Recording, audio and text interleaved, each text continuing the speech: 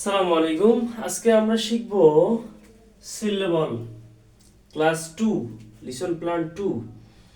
আমরা 1 নম্বর লিসন প্ল্যানে শিখেছি লেটারের প্রনাউন্সিয়েশন অর্থাৎ ইংলিশ প্রনাউন্সিয়েশন। ইংরেজি শেখার জন্য আমাকে অবশ্যই প্রথমে ইংলিশ লেটারের উচ্চারণ জানতে হবে। ইংলিশ লেটারের উচ্চারণ শেখার পরে আমাকে সিলেবল সম্পর্কে জানতে হবে। আমি এখানে লিখেছি, আপনারা দেখতে পাচ্ছেন সিলেবল ব্র্যাকেটে দিয়েছি 2। এই 2 বলতে বোঝাচ্ছে মানে লিসন প্ল্যান 2, অর্থাৎ এটা হচ্ছে 2 নম্বর আমার ভিডিও কনসিকুয়েন্স আর কি। ফার্স্ট হয়ে গেছে, এবার সেকেন্ড। আচ্ছা, তারপরে লিখেছি আলফাবেট। আলফাবেট বলতে বর্ণমালা। ইংলিশ বর্ণমালা কয়টি? ইংলিশ বর্ণমালা 26। ইংলিশের লেটার কয়টি? 26টি। এই 26টিকে এইখানে দেখতে পাচ্ছেন অ্যারো চিহ্ন দিয়ে আমি মার্ক করে দিয়েছি। এই 26টি লেটার আবার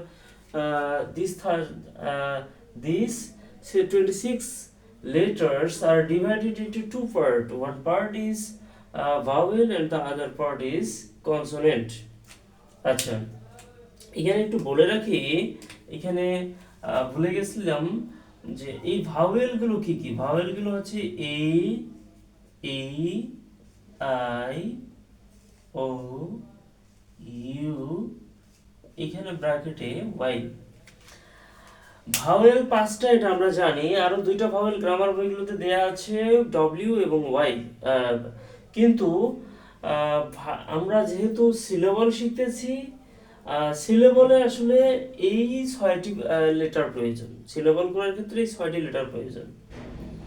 আমরা ভাওয়েল শিখবো কিসের জন্য? আমরা ভাওয়েল শিখবো সিলেবলের জন্য। সো ডব্লিউ দিয়ে যেহেতু আমাদের তেমন কোনো প্রয়োজনই নেই, হঠাৎ এটা যখন আপনারা রাইম স্কিমিং করবেন, যখন রাইম অ্যানালিসিস করবেন, ফুট কাটবেন, তখন আসলে ডব্লিউ এর সিলেবল হিসেবে ধরে, ডব্লিউকে ভাওয়েল হিসেবে ধরে একটা ফুট নির্ধারণ করা হয় রাইম স্কিমিং এর ক্ষেত্রে। ওইটা তো আসলে আমাদের মুখ্য বিষয় নয় জানা। এই জন্য আমাদের এই 5টি ভাওয়েল এবং ওয়াই সহ 6টি ভাওয়েলকে আমরা যদি কাউন্ট করি, তাহলে 26 এর মধ্যে 6 and the remaining letters are 20. এই 20 হচ্ছে কনসোনেন্ট। ওকে, এরপরে আমি এখানে লিখেছি consonant plus vowel is equal to sound থেকে সিলেবল। তার মানেটা কি? তার মানে হচ্ছে ভাওয়েল এবং কনসোনেন্ট মিলে বা কনসোনেন্ট এবং ভাওয়েল মিলে যদি একটা সাউন্ড হয়, ওই সাউন্ডটাকে আমরা বলতেছি সিলেবল। যেমন এখানে আমি একটা শব্দ যদি লিখি, ও এল ডি ই আর। আচ্ছা, আমরা এখানে দেখতে পাচ্ছি ও এল ডি ই, ও এল ডি, এখানে একটা সাউন্ড পাচ্ছি ওল্ড। এরপর ইয়ার আর অর্ডার, উচ্চারণ কি হবে? অর্ডার। অতএব এখানে কয়টা সিলেবল পাইলাম? 2টা। এই যে ইয়ার, ই একটা ভাওয়েল এবং একটা কনসোনেন্ট, কনসোনেন্ট মিলে এখানে একটা সাউন্ড পেলাম, আবার এখানে একটা সাউন্ড পেলাম, 2টা সাউন্ড পেলাম, অতএব 2টা সিলেবল। ওকে, মেইনলি এখন প্রশ্ন হচ্ছে কেন আমরা এই সিলেবল কেন শিখবো? ওয়াই আমাদের প্রথমেই, কিন্তু আমরা কেন মনে রাখতে পারি না, বা কেন আমরা মনে আমাদের থাকে না? কারণটা হচ্ছে আমি একটা জিনিস শিখবো, বাট কেন শিখতেছি এটা যদি আমি না জানি, তাহলে ওটা আমার কখনোই মনোযোগ সহকারে আমি শিখবো না এবং বুঝবো না। এর ফলে কি হয়? এর ফলে আমরা মুখস্থ করি, অনেক পড়ি, বাট ভুলে যাই। আমাকে কেন সিলেবল শিখতে হবে এটা আগে ঠিক করতে হবে। আমি যে টপিকটা পড়বো, ইংলিশে যে টপিকটা পড়বো, এই টপিকটা কিসের সাথে রিলেটেড, কেন এটা শিখতে হবে, এটা শিখলে লাভটা কি? এই লাভটা যখন আমরা ফাইন্ড আউট করতে পারবো, তখনই আমার সেখানে মনোযোগটা বেশি থাকবে। এর ফলে আমি খুব ভালো করে বুঝতে পারবো, এবং আলটিমেটলি আমি এটা মনে রাখতে পারবো। এটাই হচ্ছে, এই জন্য আমি এখানে লিখে দিয়েছি মেইনলি 2 রিজনস। কেন শিখবো? প্রধানত 2টা কারণে। প্রথম কারণ কি? প্রথম কারণ হচ্ছে প্রোনাউন্সিয়েশন। প্রোনাউন্সিয়েশন মানে কি? প্রোনাউন্সিয়েশন মানে হচ্ছে উচ্চারণ। প্রোনাউন্সিয়েশন মানে হচ্ছে উচ্চারণ। অর্থাৎ আমি যদি ইংলিশ উচ্চারণ করতে চাই, ইংলিশ উচ্চারণ করার জন্য অবশ্যই আমাকে সিলেবল জানতে হবে।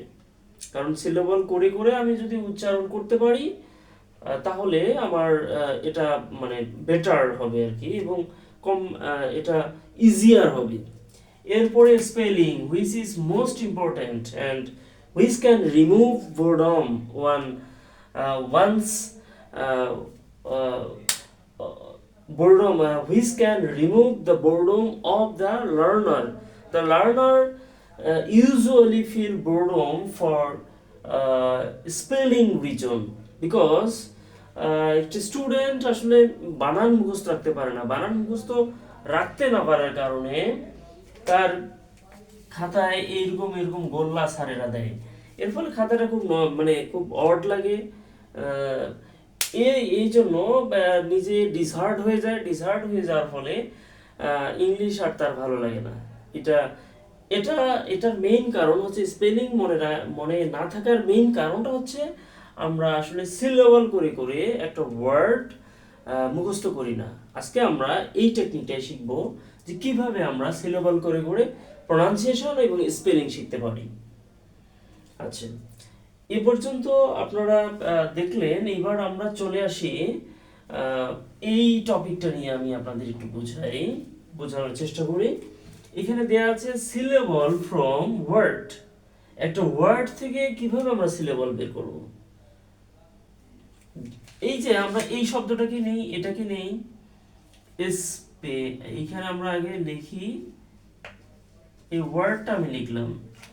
আচ্ছা, আমরা এখানে কি বলেছি, এখানে বলেছি consonant plus vowel or vowel plus consonant. Vowel সামনেও বসতে পারে, আবার ভাওয়েল কনসোনেন্টের আগে বসতে পারে, আবার পরেও বসতে পারে। That's not fact, the fact is how the word is made of, this is the fact. Okay, তাহলে এইখানে আমরা দেখি এখানে ভাওয়েল আছে এক দুইটা, তার মানে এখানে যেহেতু দুইটা ভাওয়েল আছে অতএব এখানে দুইটা সিলেবল হবে। কিভাবে হবে? আচ্ছা, ধরেন আপনি পিই নিলেন, তাহলে এস কে উচ্চারণ করতে হবে তো, তাহলে আপনি পি আলাদা উচ্চারণ করতে পারতেছেন না, এইটা সহ একসাথে। তাহলে বাংলায় যদি আমি লিখি তাহলে কি হবে? স্পে হবে। আচ্ছা, তারপরে এইখানে একটা এল আছে। এখন প্রশ্ন আছে, এই পর্যন্ত আমি কি উচ্চারণ করতে পারতেছি? আচ্ছা, এল তে কি হয়? ল হয়। আই তে ই, ঋষিকার আমরা জানি পূর্বে দিতে হয়, এবং এন জিতে হয় নশ্বর, তাহলে লিং হলো। এখন প্রশ্ন হচ্ছে এই এলটাকে আমি কোথায় দিব? আচ্ছা, আপনি এখানেও দিতে পারেন, স্পেলিং বলেন, স্পেলিং যদি বলেন তারপরও তো আপনার ন্যূনতম একটা উচ্চারণ হয় এবং বানানটা মুখস্থ থাকে। তাহলে এই ক্ষেত্রে আমাকে কি মুখস্থ করতে হচ্ছে? এই ক্ষেত্রে আমাকে মুখস্থ করতে হবে যে স্পেলিং বানানে দুইটা এল আছে। তাহলে আপনার স্পেলিং বানানটা এইভাবে আমরা মুখস্থ করি, SPELLING, SPELLING, SPLLING, তারপরে SPLLING, এইভাবে মুখস্থ করি। এর ফলে কি হয়? আমাদের পড়াটা খুব বোরিং লাগে, আমরা অনেক সময় বানান ভুলে যাই। দেখা যাচ্ছে সব মুখস্থ হয়েছে কিন্তু দুইটা এল মুখস্থ আছে, ই নাই, আবার ই মুখস্থ আছে, দুইটা এল মুখস্থ নেই, এই ঝামেলা। তাহলে এটা আমরা যদি ভাঙি তাহলে এই ক্ষেত্রে আমরা স্পে বানান মুখস্থ করতে হচ্ছে না, আবার লিং বানান মুখস্থ করতে হচ্ছে না। তাহলে আমাকে এখানে একটা জিনিস মুখস্থ করতে হচ্ছে যে স্পেলিং বানানে দুইটা এল আছে। এরপরে আমরা আরেকটা শব্দ নেই, আমরা এইটাকে আগে ভাঙি। এইটাকে আমরা দেখি এখানে কি লেখা আছে, PRONUNCIATION।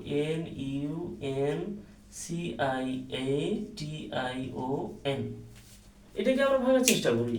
এটাকে দেখি, আগে আমাকে কি করতে হবে? আগে আমাকে ভাওয়েলগুলোকে কাউন্ট করতে হবে, কারণ আমরা জানি ভাওয়েলের সংখ্যা অনেক কম এবং কনসোনেন্টের সংখ্যা অনেক বেশি। একটা ওয়ার্ডে ভাওয়েল কম বসে, কনসোনেন্ট বেশি বসে। তাহলে যেটা কম বসে এটা কাউন্ট করা ইজি হয়, অতএব আমরা কনসোনেন্ট না গুনে ভাওয়েল গুনবো। এখানে ভাওয়েল আছে 1 2 3 4 5, পাঁচটা ভাওয়েল আছে। এখন প্রশ্ন হচ্ছে যে একসাথে যদি একাধিক ভাওয়েল থাকে তাহলে কি সেখানে একাধিক ভাওয়েলের কাজ করে? উত্তর হচ্ছে না, করে না। একাধিক ভাওয়েল যদি একসাথে থাকে তাহলে একটা ভাওয়েলের কাজ করে, যেহেতু একটা কাজ করে অতএব সেখানে একটা ভাওয়েল হিসেবে কাউন্ট করতে হবে। অতএব এখানে দুইটা ভাওয়েল আছে, একটা ভাওয়েল হবে, এখানে দুইটা ভাওয়েল আছে, একটা ভাওয়েল হবে। তাহলে টোটাল ভাওয়েল আমরা কয়টা পাইলাম? 3টা পাইলাম। অতএব এখানে সিলেবল হবে কয়টা? 3টা। কিভাবে হবে? এখানে আরেকটা আছে, তাহলে 4টা। এখানে কনসোনেন্ট পাইলাম, ভাওয়েল পাইলাম কয়টা? 4টা। অতএব সিলেবল কয়টা হবে? 4টা হবে। কিভাবে হবে? PRO প্রো, NUN নান, CIA সে, TION শন, প্রনাউন্সিয়েশন সিএশন। আচ্ছা ধরেন আপনার উচ্চারণ খুব সমস্যা, তাহলে আপনি এটাই করেন, প্রনাউন্সিয়েশন না বলে আপনি বলেন প্রনাউন্সিয়েশন। তাহলে আপনি যদি এভাবে মুখস্থ করেন, এই বানানটা মুখস্থ করার কোনো দরকারই নেই, এটা জাস্ট সিলেবল করলেই এই স্পেলিং আপনার মুখস্থ হয়ে যাবে। প্রনাউন্সিয়েশন হয়ে গেল, প্রনাউন্সিয়েশন।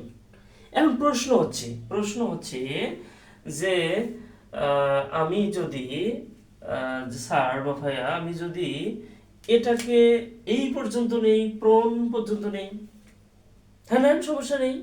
আপনি প্রন নেন, প্রন, তারপর এটাকে আন বলেন, প্রন আন। আচ্ছা, এরপরে আপনি আরো ধরেন, আরো যুক্তি দিলেন যে আমি এই পর্যন্ত নেই, হ্যাঁ নেন, সমস্যা নেই। তাহলে আপনি এটাকে এইভাবে উচ্চারণ করেন, প্রন আনস, তারপরে ইয়েশন, প্রন আনস ইয়েশন, এইভাবে করেন উচ্চারণ। তারপরে নিজেই একবার ভাবেন যে আচ্ছা এইভাবে হবে নাকি এইভাবে হবে। আপনি যখন প্রোনাউন্সিয়েশন কথাটা একবার শুনবেন, তখন আপনার কাছে মনে হবে প্রোনাউন্সিয়েশন উচ্চারণটা ঠিক সুন্দর লাগতেছে, তাহলে যেইটা সুন্দর লাগতেছে ওটাই কারেক্ট উচ্চারণ। আপনি এইভাবে একটু অ্যানালাইসিস করে যদি পড়েন, তাহলে সেই ক্ষেত্রে দুইটা লাভ, প্রোনাউন্সিয়েশন হবে প্লাস স্পেলিং হবে। আসুন আরো কিছু প্র্যাকটিস করি। আমি আশা করি আজকের পর থেকে আপনাদের এই ইংলিশের বানান এবং উচ্চারণে কোনো সমস্যা হবে না। যেমন এখানে আপনি আরেকটা শব্দ নিলেন, এইরকম একটা শব্দ নিলেন,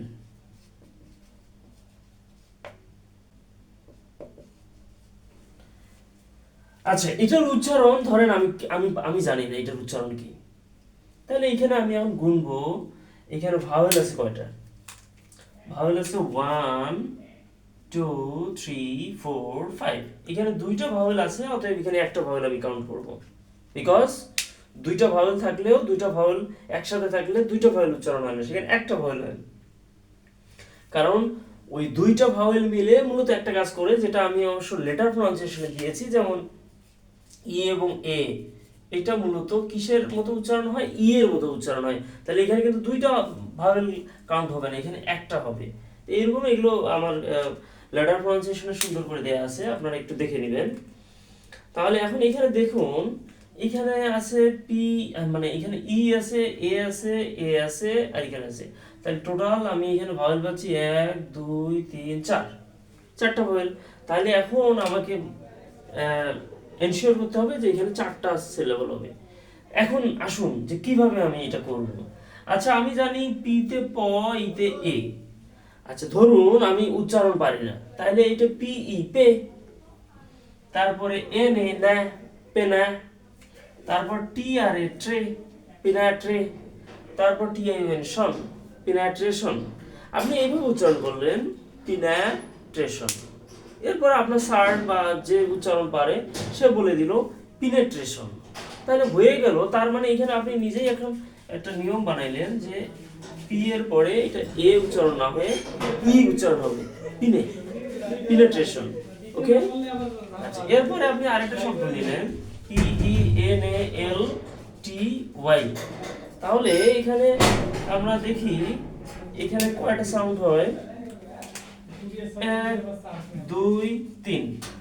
তাহলে এখানে pay null T, there are 1 2 3। এখানে ভাওয়েল রয়েছে 3টি, অর্থাৎ এখানে সিলেবল হবে 3টি। আমার উচ্চারণ হলো প্লাস স্পেলিং হলো। তাহলে এই জন্যই, এই উদ্দেশ্যেই মূলত আসলে আমাদের সিলেবল শিখতে হয়। সিলেবল